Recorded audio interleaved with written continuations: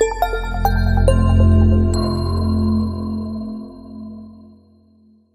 everyone, it's Mike Cambrai with FlipNerd.com. Thanks for joining us for this episode of the Expert Interview Show, where I interview leaders and entrepreneurs in the real estate space from across our industry to help you learn and grow and maybe teach you a new thing or two. If you have not listened to the show before, hey, welcome. Glad you're here. Sit back and listen. This is going to be an awesome discussion here. And if you are a member of FlipNerd already, welcome back. Glad you're here. And if you're not a member, please check out FlipNerd.com. You can set up a free account actually in about 15 seconds now. So there's a lot of great benefits to being a member of FlipNerd.com. This is episode number 298 with Robert Napolitano. Robert is the founder and CEO of Dream Capital, a full-service real estate fund management firm that buys and sells distressed real estate and mortgages. And we're going to have an interesting conversation on Robert's take and thoughts on the difference between a real estate investor and an entrepreneur, and why, if you're not building up cash flowing assets, you're kind of missing the point and the opportunity of being a real estate investor to be able to make money while you sleep. So it's going to be an interesting discussion. If for those of you that know, this year so far, we've actually split the show up into two parts. We have part one where we're going to talk about, learn more about Robert and talk about being the difference between an investor and an entrepreneur. And part two is the taking action segment of the show. And we're going to talk specifically about some alternative ways to build up your assets. So as a fund owner, Robert invests in a lot of things that are real estate related, including a lot of notes and things like that. So we're going to talk specifically about some alternative ways that you could build up cash flowing assets that you may have not considered. So let's jump in. Robert, how are you today, my friend?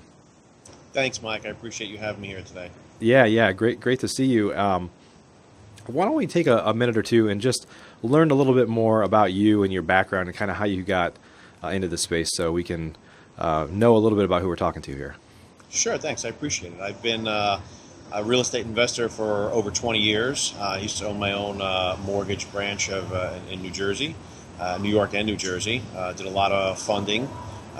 Been working in distressed debt since 2009. And I kind of saw going in through the housing bubble. I kind of saw where things were going to blow up. Once I saw my pipeline, the products that were coming out, and people that were going into some of these subprime loans, and people that were going into these option arms, and I saw a lot of the mixing and matching of people and suitability was just getting thrown out the window, and everybody's just writing paper just for the sake of writing paper. Yeah. I kind of knew that we were in a bubble, and I saw some not so nice things happening and coming down.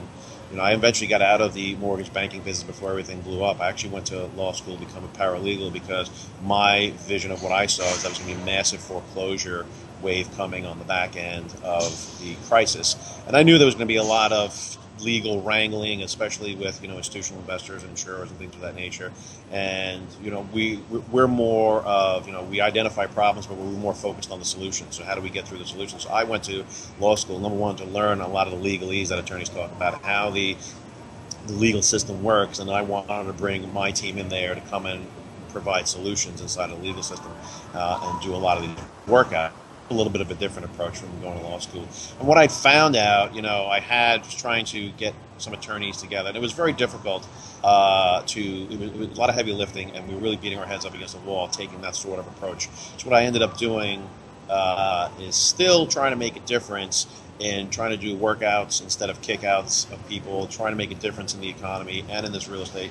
So we decided to go with our distressed asset fund, and we started to build a fund. We pooled money together, and instead of going to try and real position and finding the stuff, we decided let's just go buy this stuff. We'll be decision makers, and we'll do workouts, and we will create the kind of good karma that we wanted to by helping people stay in their homes and trying to work into the economy and trying to get things moving through the economy as they need to be. So we want to do our part that way, and that's just the path that we've taken. We've had a lot of success doing it.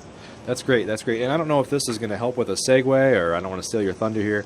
I know we're going to talk about kind of your take on an investor versus an entrepreneur, somebody that's very kind of transactional focused and can never get out of that mode, versus somebody that kind of has a vision and sees a way to truly build up a business. But I want to talk a little bit about what you said up front, which is you kind of saw what was coming. And I think a lot of real estate investors are very transactional basis. They don't really see an opportunity that's coming up. And sometimes it's hard to see. If you were in the mortgage world and you kind of saw what was going on, you kind of knew that the shoe was going to drop somewhere. But I've learned so much from especially on my show. I've had hundreds of really smart people that have been on the show, and you learn a lot from people that have been through lots of different cycles. So they kind of have a strategy to say, well, when the market goes down, here's what I'm going to do, because they did that the last 2 or 3 cycles.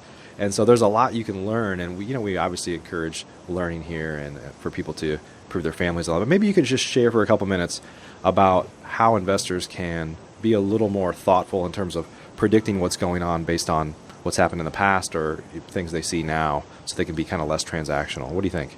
Sure. So let me just start by saying, I agree with you 100% about, learning and teaching.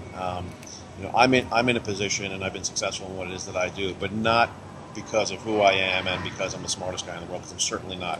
I've gotten to the position where I am because of the people and the relationships that I've developed. There are much smarter people out there than I am. But what I've learned to do, and it took me a little while to do this as well, is to constantly be a student and always keep my mind open to what other people say, what other people see, and how they're doing things in a different way. We're going to talk today, like say, the difference between an entrepreneur and an investor. And I'm going to say this because I learned, not that I learned that concept, but I had someone really codify that concept for me. There's a gentleman named Jeff Watson, who's an attorney out of Ohio, who's actually the attorney for the National RIA. And Jeff and I are very friendly. We're good friends, Jeff and I. We talk a lot about stuff, and he's the one that really codified the idea in my head. I had gone through it because I was always writing mortgage loans, the next transaction, the next transaction, the next transaction, and I felt, you're always going to chase the next deal. Once the deal is done, when I'm doing some training, I ask people, what's the best day in real estate? The day you buy a deal, or the day you sell the deal? Most people say, the day we sell, we make a lot of money. And that's the worst day, because the next day you're poor. You got to go find a next deal. So that's really the worst day. My money's not at work anymore. Right. And so to get into that, I was like the hamster on the wheel over and over again. So how do you get into the next level? Well, you got to get the passive income. Now you got to start buying assets. That assets that are going to pay you, assets that are going to outlive you, and that's what you want to do in the real estate business. Because most people want to get in and want to get that financial freedom. They want to get freedom to do what it is they want to do and recapture their time. Yep. And so I had gone through the same thing, but when I heard Jeff talk about the difference between an entrepreneur and an investor, it really codified and solidified in my head. So yes, that's exactly what I'd gone through, and I see the differences because I was there. But so I give the credit to Jeff as one of the people that I certainly look up to as a friend and a colleague who's much smarter than I am, that I listen to as well. But you always have to be a student and listen to other people. Yeah, and I think the one thing that's constant in this business, and really in life, but it's probably more so in real estate, is just change, right? Things always change. And, I talk about this a lot on the show. I'm in a really powerful mastermind with some great people. And you've got to really surround yourself with smart people that can see, that are open-minded and willing to share everything they know. They don't kind of hold back, and can share their knowledge from things that they've experienced that are going to be different from what you've experienced. So right, it's funny because we'd spoken. It's all about people. I just did a training on due diligence, and I go through different points of things, and really in any type of transaction, right? But I really cater it towards real estate and buying notes and stuff. And the first thing that we talk about is the character of the people that you're dealing with.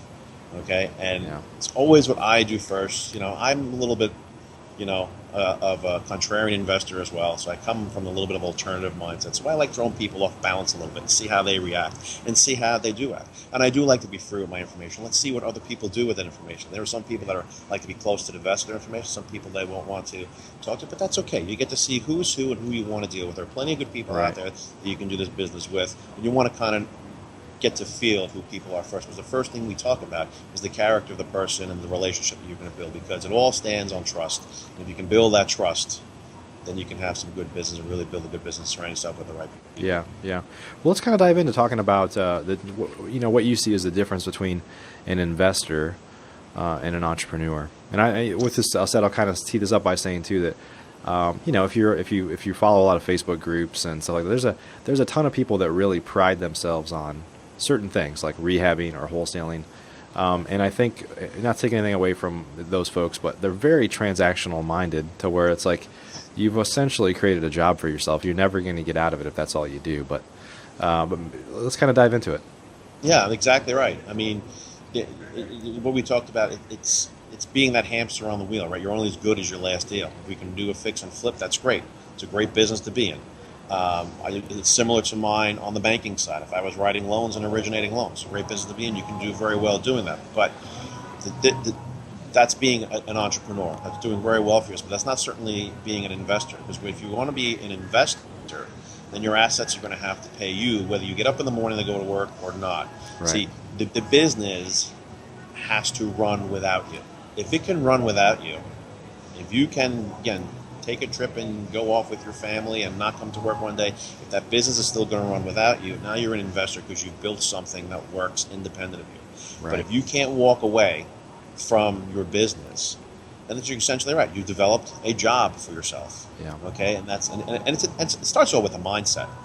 When I do some of my trainings as well, I start off usually with this chart. I put a quadrant chart. I put a big plus sign on the board, and I make 4 quadrants. And I usually put in the 4 quadrants money, mindset, deal, and time. And those are the 4 elements you need to make money in real estate.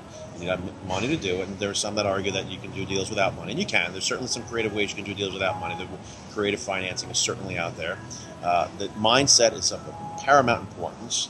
Having the deal, the right deal to make money with, and then having the time to do it. And I usually ask people, what are the most important out of the 4 up there? And most people either pick the money or the deal, sometimes mindset, but rarely do people pick time. For me, from our philosophy, I think time is the most valuable piece of that because tomorrow I can always acquire the deal. Tomorrow I can always acquire money or creative financing. Tomorrow I can always get my mindset and learn more. But tomorrow I can't get back any more time. Right. Okay, so to take it to the next level, okay, there are things that you need to do to move yourself from being transactional, entrepreneur, to moving it to being passive investor, to have your investments pay for your lifestyle so that you can get more time to do the things that you really want to do. And that's part of the reason why most people get into this business, because they don't like what they're doing, and they want to try and get more freedom to do the things they like. Right. But if you don't have the right path and the right plan to get to where you're going, you're still going to be on that wheel in the job. It's just going to be a different job, and maybe a not so much, such a fun job. Yeah. So a lot of these things are integrated. So you talk about mindset, like one of the not problems, I guess one of the mindset Challenge. that some people have is that there's scarcity in the deal and there's scarcity in the money, right? And they forget about time, like you said, often until it's too late, and you wish you never lay on your deathbed. And I haven't been there yet, so but I imagine that. I actually think about that. Will I be in my dying moments? Will I be wishing that I had worked harder, or because I work pretty hard, but it's always with the hope of building something to where life gets easier. But that mindset, sometimes I think a lot of people get hung up on. The mindset is that money and deals are scarce, and therefore they don't want to give up part of the deal. They don't want to form partnerships. They don't want to do things that would allow them to actually kind of grow the pie, if you will. Would you agree with that? Absolutely. And it's funny that you said that about laying on your deathbed, because I come from a very similar philosophy in my mindset. My mindset is that I often think about my death and my funeral and who's going to be eulogizing me and what are they going to say about me. What's my legacy going to be? Because we have the opportunity every day to write our legacy by how we act today. Take advantage of the time that we have now to write our legacy so that we can put the words in the mouth of whoever is going to eulogize us at the end of our life. We can write our own story, and we have the opportunity to do that every day. Yeah. And so with everything that I do every day, it all goes to that mindset. Am I doing this the right way? What are they going to say about me when I'm gone? What are my children going to say about me about when I was gone as well? So to get your point, mindset is absolutely of paramount importance as well to moving on to doing what it is that you want. Yeah, and I know we talked about this beforehand, so I want to bring it back up before the show about in terms of building a business versus just being transaction oriented is not to be too morbid here. We're talking about death so much, but but it's important. It's important to address it though. Yeah. Because it is a reality. It is a reality. We all have one coming. Unfortunately, it is. Yeah.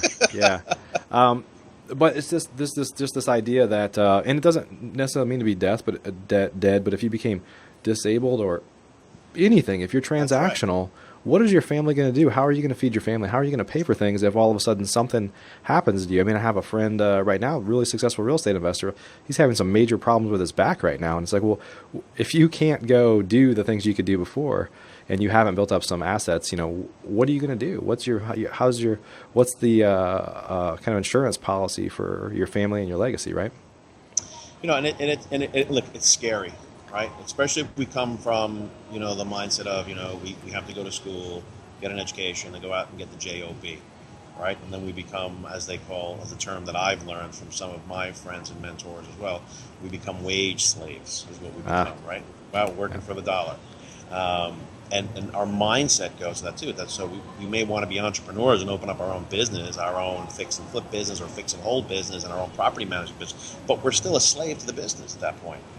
We still have not gotten ourselves to the point where we need to take some more risk, build up our assets, and and it's a scary thing to jump from that because look, I've done it. There are plenty of times that I haven't made money in deals because I'm investing my time for the back end. I'm investing time for the big hit in the back end. But at the same time, I've got bills to pay. I've got children to feed. I have a wife that I need to take care of as well. So there are these real world, issues that come up that aren't going to take the leap with you. Right. And you have to learn to get that balance. And so it does become very scary. But if it's done the right way, in a planned, step-by-step way, then it actually can be done. But I'm not here sitting and saying that it's an easy thing to do. It absolutely is a scary thing to do. But unfortunately, if it were easy, as I say, then everybody would be doing it. Yeah. I think it's important for real estate investors to, if you're listening to this and you're transactional based, there are people that have jobs that, I'm not advocating to do something that you don't like to do, but there are people that have jobs so that it can cover their costs so that they can go do something that they love in their part-time. And I think the way that real estate investors have to look at this is instead of more of what do I have to do to be able to make enough money to live on and enjoy all the things I want, but also to be able to build up the business side of it, which is the assets that we're going to talk about here in a bit. And for me, the first thing it's doing a self-assessment. Right? What's your lifestyle? What do you need to really survive and maintain a lifestyle? What are you willing to give up at this point? Right? We have to know what a number is. Everybody has a certain number that they have to make every month to pay bills and stay status quo in their lifestyle. What is that number? Okay? Right. We have to define what that number is, and from that number, I look at and divide it. There's today money that I have to make, and then there's tomorrow money that I have to make as well. And I need to spend some of my time that I don't get back every day, some of my time working on today money and some of my time working on tomorrow money, which may come down the road. And we have both. I have both things going on in our fund and in our personal investments. I have tomorrow money, and that's part of why some people start getting involved with stuff with IRAs. That's the tomorrow money. We do stuff inside of IRAs as well, but that's stuff that I can't touch for today. That's tomorrow money. That's somewhere down the road. You got to look at the two tracks. What am I doing for today money, tomorrow money? And you have those plans of how am I going to pay my bills today and also bill for tomorrow. You start with that sort of mindset of those two individual tracks and what am I doing today? My time spending on each of those tracks. And that's a starting point. I mean, there's many steps to go from there, but that's just a starting point. Is getting the right mindset to look at today money and tomorrow money. Yeah, gotta squirrel it away. That's right. Yeah. That's right. And it's a slow process, but it is a process that moves forward. Yep. It's a process that moves forward. Hey everybody, it's time for the taking action portion of the show. If you're hearing or watching at this point in the video, you're watching our basic version. You could be watching it on iTunes or on YouTube or somewhere else, but we'd love for you to join us for the rest of the show. But you have to be a pro or an elite level member to get access to the rest of the show. The rest of the show, we're going to talk with Robert Napolitano here. We're going to talk about alternative ways to build up your assets that aren't necessarily houses. It could be notes and a number of other things. And Robert has a tremendous amount of expertise in this area. So we're going to continue the show, and we'd love for you to be there. If you become a pro or elite member, to do that, you can get access by going to flipnerd.com/show298, flipnerd.com/show298, because this is episode number 298. And if you become a pro or elite member, you not only get access to the rest of the show, you get access to hundreds of other interviews and a lot of great information, access to nearly 1,500 off-market properties that are listed on flipnerd.com, and a lot of other things. So flipnerd.com/show298. We'll see you there. Are you a member of flipnerd.com, the most robust real estate investing platform in existence, where you can find off-market wholesale deals and great vendors literally in your market? You can get access to advice from experts and learn about local clubs and events right in your backyard. If not, please visit flipnerd.com and register for a free account. You can register in less than a minute. It's pretty much the coolest site that's ever existed in the real estate investing industry. So get on over to flipnerd.com.